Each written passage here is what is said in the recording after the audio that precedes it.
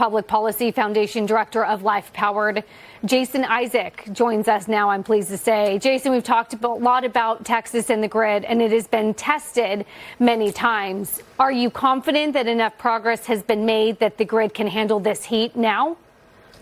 Yeah, unfortunately, in Texas, winter is the new summer because we've made some predictions over the last couple of years. Our legislature has acted, and we're unfortunately still seeing early retirements because of this ESG movement. This, what I refer to, it does to energy, makes it expensive, scarce, and government controlled, and companies trying to meet decarbonization goals that are needless, that don't do anything to mitigate a changing climate.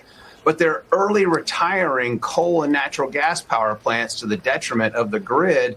And so we're asking people to scale back their usage, but we're making sure that equipment isn't undergoing maintenance and routine maintenance that they need to undergo during the summer hours and summer days. And so just 2 days ago, we saw a very close dip in electric generation at 8 p.m. and the wind out in West Texas wasn't blowing and our reserve margins fell dangerously low. But next week is going to be the real challenge for our grid. Jason, the Texas grid sounds like a mess. Federal subsidies send all this renewable energy there, crowds out the energy that actually works.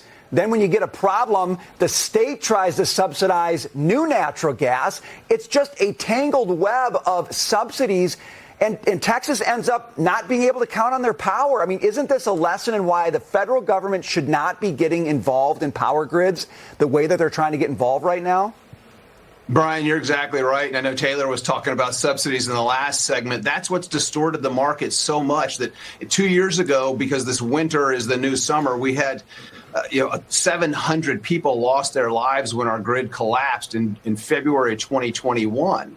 And that's what's really dangerous. But it's the subsidies that have distorted the market so much. And when you think of subsidies, think about taking money out of our pockets. And what do we get in return? We get less reliable electricity and higher cost. It doesn't work out well for the ratepayers or the consumers or the taxpayers. We're all paying more money, less reliability, higher cost. We've got to stop the subsidies. Stop the subsidies. Point, full stop. Natural gas, coal, nuclear, wind and solar, no subsidies. Let's play with a level playing market, and we wouldn't see our grid in Texas grow from 33% unreliable sources of generation to where it is today, and that's 40% by the end of the next year. It'll be 50% of our grid will be unreliable, weather-dependent generation. Wow, that is a staggering statistic, Jason. I think part of the story is the subsidies as well, and also just how we're investing in this infrastructure since the administration wants to move forward with, basically a green agenda across the board and flick it like a light switch. I remember when I was a kid,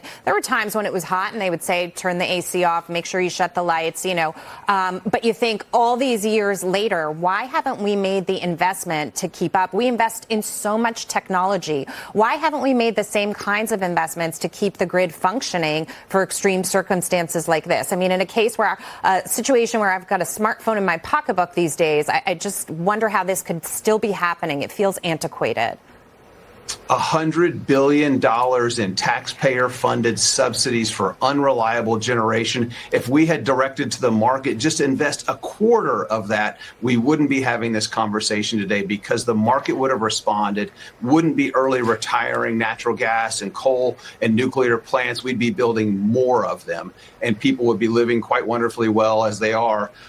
But unfortunately, the government keeps stepping in, distorting the market, and we're getting crushed in return. Well, Jason, we really appreciate your insights and analysis. Thank you so much. And as Brian said earlier, stay cool this weekend. Cool. Let's take a cooling off at the